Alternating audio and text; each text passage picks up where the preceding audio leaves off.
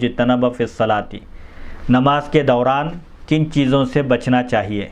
حدیث نمبر 109 حدثنی زید بن علی عن ابیہ عن جدہ عن علی رضی اللہ عنہ قال النعاس والتثاؤب فی الصلاۃ من الشیطان فاذا تثاءب احدکم فی صلاۃ فلیضع یدہ علی فیہ واذا عطس احدکم فی الصلاۃ فلیحمد اللہ فی نفسہ۔ امام زید بن علی رضی اللہ عنہ اپنے والد کے حوالے سے، اپنے دادا کے حوالے سے حضرت علی رضی اللہ عنہ کا یہ بیان نقل کرتے ہیں، نماز کے دوران اونگھ اور جمائی شیطان کی طرف سے ہوتی ہے، یعنی نماز میں سستی اور کاہلی شیطان پیدا کرتا ہے۔ نماز میں اونگھ آنا یا جمائی آنا یہ شیطان کی طرف سے ہے۔ جب کسی شخص کو نماز کے دوران جمائی آئے تو وہ اپنا ہاتھ اپنے منہ پر رکھ لے، یعنی جمائی کو جس قدر روک سکتا ہو روکے۔ اور جب کسی شخص کو نماز کے دوران چھینک آئے تو وہ اپنے دل میں الحمدللہ کہے، آواز سے نہ کہے۔ احناف کے پاس، حنفی مسلک میں یہ ہے کہ نماز کے باہر کی چیز کوئی کہے گا، مثال کے طور پر اگر چھینک کر الحمدللہ کہے گا یا چھینکنے والے کا جواب دے گا یا کوئی مصیبت کی خبر سن کر انا للہ و انا الیہ راجعون پڑھے گا تو اس کی نماز ٹوٹ جائے گی، اس کی نماز فاسد ہو جائے گی۔ لہٰذا نماز کے درمیان چاہے چھینکے تو الحمدللہ نہ کہے، چھینکنے والے کا جواب نہ دے۔ غیر صلاۃ نماز کے اندر جو اذکار ہیں اس سے ہٹ کر کوئی ذکر نہ کرے ورنہ اس کی نماز فاسد ہو جائے گی۔ حدیث نمبر 110 حدثنی زید بن علی عن ابیہ عن جدہ عن علی رضی اللہ عنہ قال ابصر رسول اللہ صلی اللہ علیہ وسلم رجلا یعبث بلحیتہ فی الصلاۃ فقال اما ھذا فلو خشع قلبہ لخشعت جوارحہ۔ امام زید بن علی رضی اللہ عنہ اپنے والد کے حوالے سے، اپنے دادا کے حوالے سے حضرت علی رضی اللہ عنہ کا یہ بیان نقل کرتے ہیں، نبی اکرم صلی اللہ علیہ وسلم نے ایک شخص کو دیکھا جو نماز کے دوران اپنی داڑھی سے کھیل رہا تھا، یعنی اس کا ہاتھ اپنے ہاتھ سے وہ داڑھی سے کھیل رہا تھا، تو نبی اکرم صلی اللہ علیہ وسلم نے فرمایا اگر اس شخص کے دل میں خشوع و خضوع ہوتا تو اس کے اعضاء بھی ویسے ہی ہوتے، یعنی نماز مکمل خشوع اور خضوع کے لیے ہے۔ نماز میں خشوع اور خضوع ہونا چاہیے، اور اللہ تعالیٰ نے ایسے مومنوں کو ہی کامیابی کی خوشخبری دی ہے۔ سورہ مومنون میں اللہ تعالیٰ کا ارشاد ہے اعوذ باللہ من الشیطان الرجیم قد افلح المؤمنون الذین هم فی صلاتهم خاشعون، یقیناً وہ مومن، وہ اہل ایمان کامیاب ہو گئے، فلاح پائے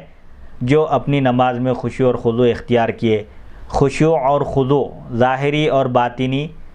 کیفیت کا نام ہے، یعنی ظاہر میں بھی خشوع ہو، آدمی مکمل توجہ کے ساتھ، یکسوئی کے ساتھ اللہ کی طرف متوجہ رہے اور خشوع اور خضوع کے خلاف کوئی کام نہ کرے، ہاتھ اپنی جگہ سے نہ ہٹے، اور اس طرح کوئی بعض لوگ کپڑوں سے کھیلتے ہیں، بعض لوگ داڑھی سے، اور بعض لوگ مختلف قسم کے اعمال کرتے ہیں، سر کھجاتے ہیں۔ اگر کوئی شخص ایک رکن میں 3 مرتبہ اس طرح کی حرکت کرے تو اس کی نماز ٹوٹ جائے گی، فاسد ہو جائے گی۔ عمل کثیر سے نماز فاسد ہو جاتی ہے، اس بات کا خیال رکھنا چاہیے۔ تو حضور اکرم صلی اللہ علیہ وسلم نے اس شخص کو دیکھ کر فرمایا کہ اگر اس کا دل خشوع اور خضوع والا ہوتا، یعنی دل میں خشوع اور خضوع پیدا ہوتا، تو اس کا اثر اس کے اعضاء اور جوارح سے، ہاتھ اور پیر وغیرہ سے ظاہر ہوتا۔ باطن میں خشوع پیدا ہونا ضروری ہے تاکہ اس کا اثر ظاہری اعضاء پر بھی پڑے۔ حدیث نمبر 111 وقال زید بن علی رضی اللہ عنہ اذا دخلت فی الصلاۃ فلا تلتفت یمینا ولا شمالا ولا تعبد بالحصى ولا تفرقع اصابعك ولا تنفض اناملك ولا تمسح جبهتك حتى تفرغ من الصلاة۔ امام زید بن علی رضی اللہ عنہ بیان کرتے ہیں جب تم نماز میں داخل ہو، یعنی جب تم نماز شروع کرو تو دائیں طرف یا بائیں طرف توجہ نہ کرو، دائیں بائیں نہ دیکھو، نماز میں نظر اپنی نیچی رکھو، اور کنکریوں کے ساتھ نہ کھیلو، یعنی سجدے میں گئے جب اگر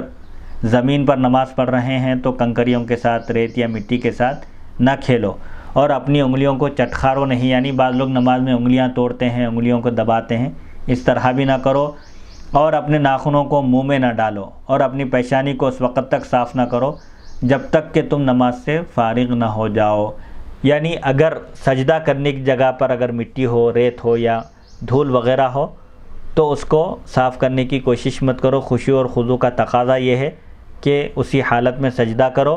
البتہ اگر کنکریاں ہوں، کوئی چبھنے والی چیز ہو سجدے کی جگہ تو اس کو ہٹانے کی اجازت ہے، اس کو ہٹاؤ اور سجدہ کرو۔ البتہ دھول مٹی وغیرہ لگ جائے تو اس کو نماز میں نہ پہنچو۔ نماز کا سلام پھیرنے کے بعد، نماز سے فارغ ہونے کے بعد اپنی پیشانی اور چہرے کو صاف کر لو، یعنی نماز میں ان کاموں سے بچو جو خشوع اور خضوع کے خلاف ہوں۔ خشوع اور خضوع کے خلاف انگلیوں سے کھیلنا یا اپنی توجہ کو دوسری طرف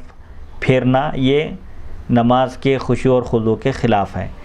حدیث نمبر 112 حدثنی زید بن علی عن ابیہ عن جدیہ عن علی رضی اللہ عنہ قال لا يقطع الصلاة شیء وادرؤوا ما استطعتم۔ حضرت امام زید بن علی رضی اللہ عنہ اپنے والد کے حوالے سے، اپنے دادا کے حوالے سے حضرت علی رضی اللہ عنہ کا یہ بیان نقل کرتے ہیں،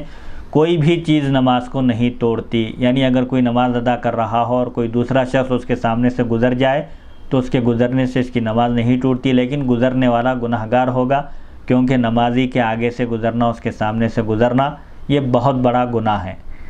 تاہم جہاں تک ہو سکے تم ایسی چیز کو